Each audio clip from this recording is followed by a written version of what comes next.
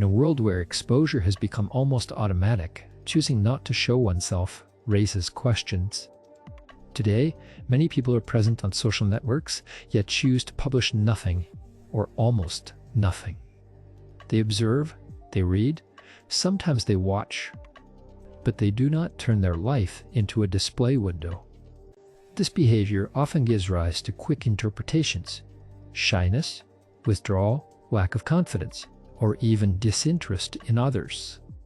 Yet, when we take the time to listen to these people, we discover a reality that is far more nuanced.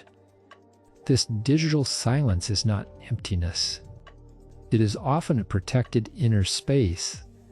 Some people have learned, sometimes very early, that showing oneself can expose them to criticism, rejection, and comparison.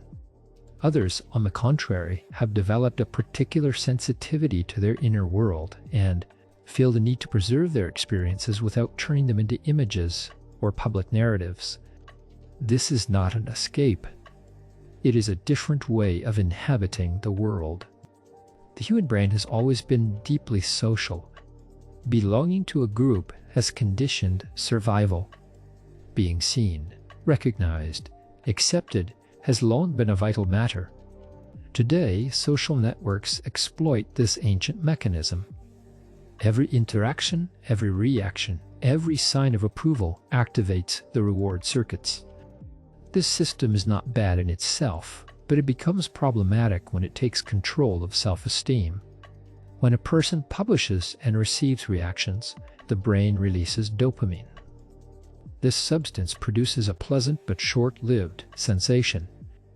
The problem is that the brain does not distinguish between real recognition and digital validation. It reacts as if every sign of approval confirmed personal worth. Over time, this creates a subtle dependence, a constant, sometimes anxious expectation of external recognition. Some people, consciously or unconsciously, choose to withdraw from this mechanism. They stop publishing not because they have nothing to show, but because they refuse to entrust their value to numbers. They feel that their psychological balance depends on other things, on the coherence between what they live and what they feel, on loyalty to their own internal reference points. But this choice can also have another origin. Sometimes, not publishing is a way of protecting oneself from a deeper fear. Fear of being judged. Fear of not being good enough. Fear of confirming an already present sense of insufficiency. In these cases, silence is not a space of freedom, but a fragile refuge. Externally, the behavior looks the same. Internally, the experience is completely different. This is where the essential question arises. It is not the act of publishing or not publishing that matters, but the intention behind the choice. Is it an act of conscious protection or a strategy of avoidance? Is it self-affirmation or withdrawal dictated by fear? Understanding this requires pausing for a moment and observing what happens inside, far from screens. Because what we see on social networks is never the complete reality. It is a selection, a staging, a succession of chosen moments. The brain compares this idealized version to real life with its hesitations, contradictions, and fragilities. This constant comparison activates stress and creates a sense of social threat, as if one might lose their place in the group. Some people, particularly sensitive to this mechanism, choose to withdraw to preserve their emotional balance. When this withdrawal is conscious, it can become a form of modern resilience, a way of saying, my life is not measured by its visibility. My experiences have value even when they are seen by no one. Holding this position in a culture that constantly pushes exposure requires particular inner solidity. When a person opens a social network and begins scrolling, the brain enters a very specific state. This is not a simple moment of relaxation. It is a state of comparative alert. The brain observes, evaluates, classifies, compares. It does not see neutral images. It interprets them as social signals. Who succeeds? Who is loved? Who is desirable? Who seems to have a fuller life? Even when we intellectually know these images are selected, filtered, staged, the emotional brain does not take this into account. With each unfavorable comparison, the body reacts. It releases cortisol, the stress hormone.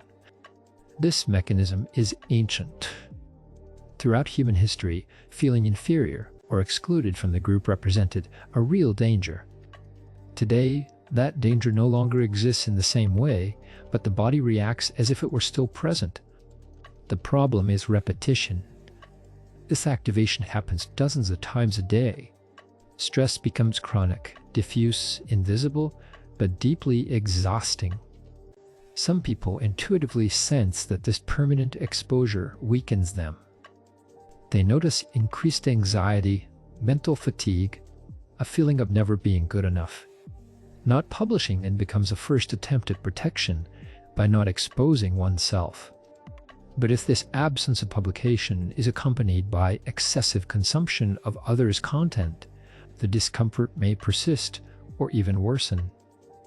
In this case, the person does not show themselves, but continues to compare. They observe others' successes while silently devaluing their own life. They end up believing that what they live is not enough, not interesting, not worthy of being shared. This shift is dangerous because it installs a deep distortion of reality. Ordinary life, with its simple moments, discrete bonds, modest pleasures, loses all value compared to spectacular images. What is often forgotten is that most important human experiences are invisible. Supporting a loved one, persevering in difficult work, the daily acts of solidarity, moments of authentic presence. These do not translate into attractive images, yet they are precisely what build psychological balance and a sense of meaning. People who are emotionally healthiest are often those who have learned to regulate their exposure. Some continue to use social networks consciously and in a limited way. They know that what they see is not an absolute reference.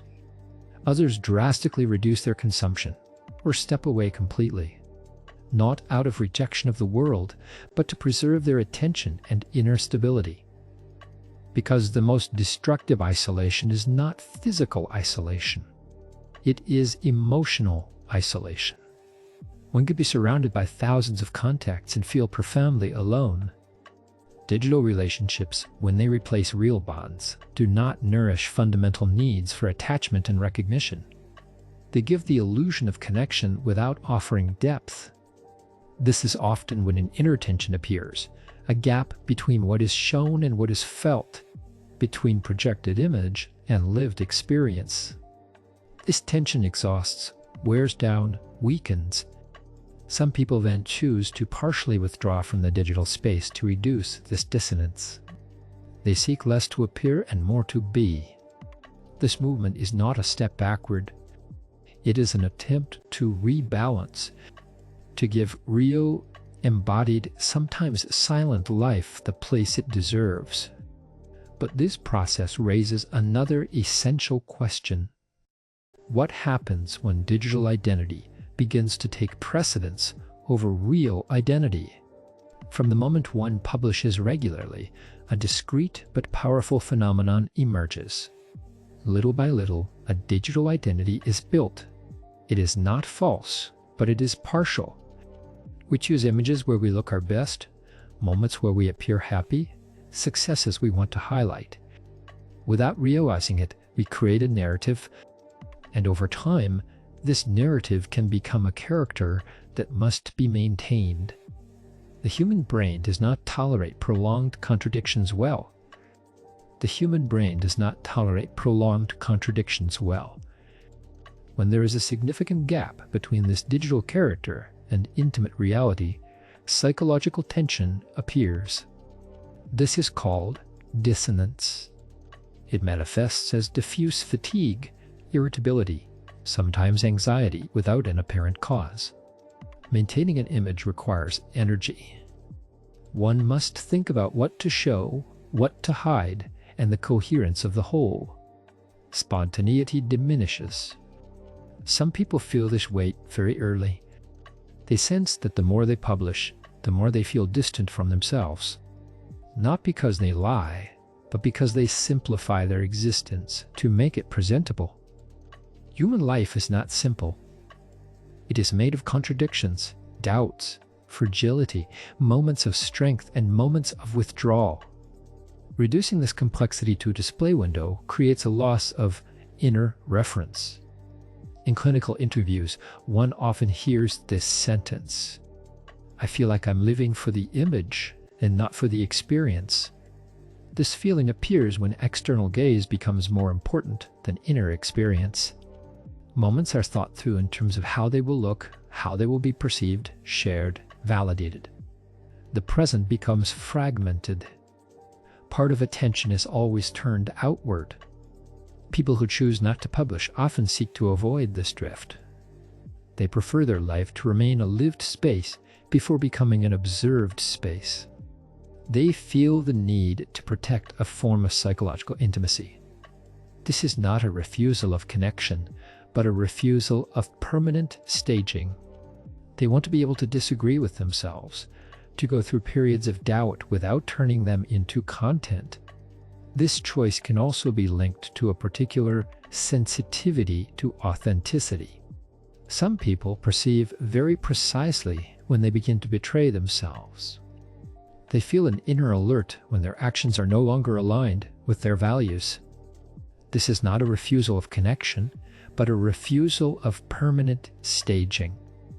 They want to be able to disagree with themselves, to go through periods of doubt without turning them into content.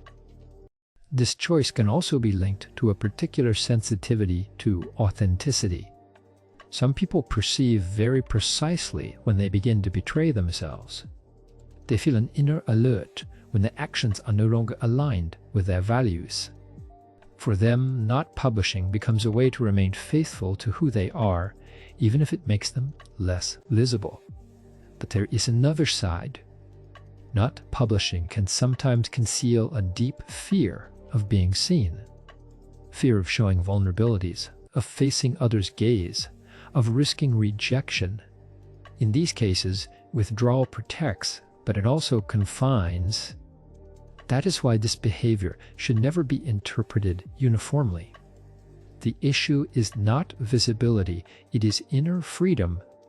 Publishing or not publishing only has meaning if the choice is free. When actions are driven by fear, need for recognition, or automatism, the relationship with networks becomes alienating. When they are driven by awareness and real needs, it can remain neutral, or sometimes enriching. This questioning inevitably leads to another fundamental theme: attention. Because beyond identity, what social networks capture above all is our capacity to be present. By attention is a limited resource.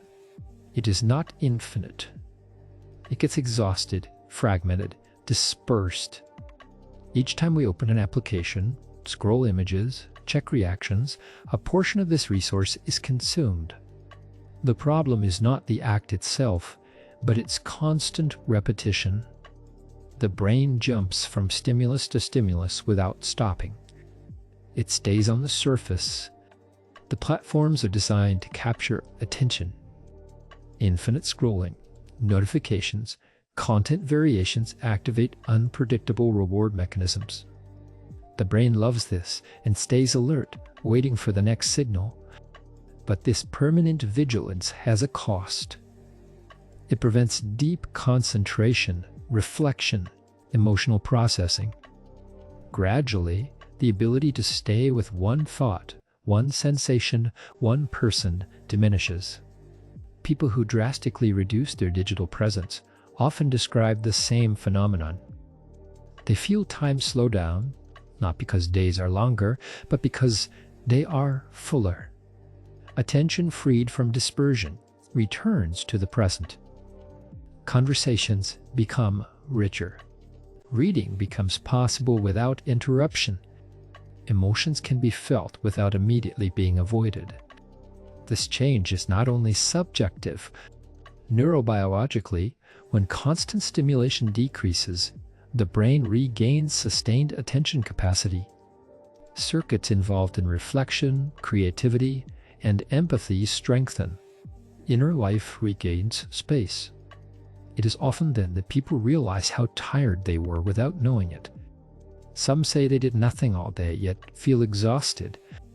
Observation reveals hours spent consuming content, comparing, judging, reacting internally. Even immobile, the brain works intensely. This invisible work exhausts as much as prolonged physical effort. When attention is constantly captured by the outside, it becomes difficult to connect with oneself. Uncomfortable emotions are quickly anesthetized by distraction. Boredom becomes unbearable. Yet boredom is an essential space. It is in these apparent voids that thought organizes, meaning emerges, deep desires appear. Suppressing these spaces impoverishes psychological life, but not publishing, and sometimes even reducing consumption, restores these silent times, the moments where nothing is expected, where experience exists for itself. A sunrise watched without being photographed, the conversation without a phone on the table, a fully inhabited moment of solitude. These experiences leave a lasting trace because they are lived with full attention. This different relationship with attention also transforms how time is experienced. One is no longer anticipating what will be shown, shared, commented on. One is in immediate experience. This presence strengthens the feeling of existing.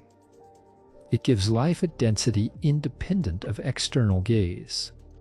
But behind this quest for presence often lies a deeper, universal fear, one that social networks subtly exploit. The fear that life has no value if it is not seen. The fear of disappearing without leaving a trace. Behind the need to be seen lies a very ancient fear, the fear of being forgotten. The fear that our existence has no weight, no trace, no meaning. For a long time, this fear was soothed by bonds of transmission, by mattering to a few close people. Today, social networks have transformed this fear into a demand for visibility. Existing seems to have become synonymous with being watched. But visibility does not truly nourish the need for meaning. It stimulates it without ever satisfying it. The more one tries to prove life matters, the more one doubts that it does. Recognition becomes numerical, comparative, ephemeral. What was meant to reassure ends up weakening. We entrust an external system with the power to decide whether a moment was important or not. Many people eventually realize that the most meaningful experiences of their lives were never shown. An intimate conversation, a gesture of support, a silent effort, fidelity to values in the shadows. These moments are not spectacular.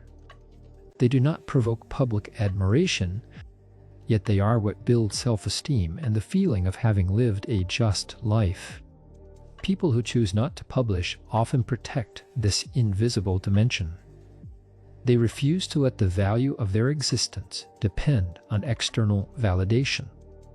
They know, sometimes without formulating it, that the real trace left in the world is not always visible. It lies in discrete impact, in how one loves, listens, and acts daily. This does not mean publishing is bad in itself. Everything depends on the place it occupies in the construction of self-esteem. When self-esteem rests mainly on external gaze, it becomes unstable. Every lack of reaction feels like rejection. Every comparison revives doubt. When self-esteem is anchored in internal references, external reactions lose their destabilizing power. Internal self-esteem builds slowly. It rests on coherence between actions and values, on self-respect even when no one applauds, on alignment with oneself. People who cultivate this inner base can publish or not without it defining their worth. Their identity does not fluctuate with reactions. What is truly at stake is not presence or absence on social networks, but inner freedom, the freedom to exist without constant self-surveillance, the freedom to live moments without turning them into proof, the freedom to be imperfect, contradictory, discreet. When this freedom is preserved, networks become tools among others. When it is lost, they become silent judges. Living fully means accepting that not everything is visible, that not everything leaves a digital trace, that some experiences exist only in memory and the body. This impermanence is not a loss. It is part of life's depth. What truly matters does not need to be shown to be real. In the end, it is not shared images that give the feeling of having lived, but the quality of presence, the density of bonds, and fidelity to oneself. A meaningful life is not necessarily a visible life. It is a felt life, an inhabited life, an assumed life. And it is often in silence, far from screens, that this truth becomes clearest.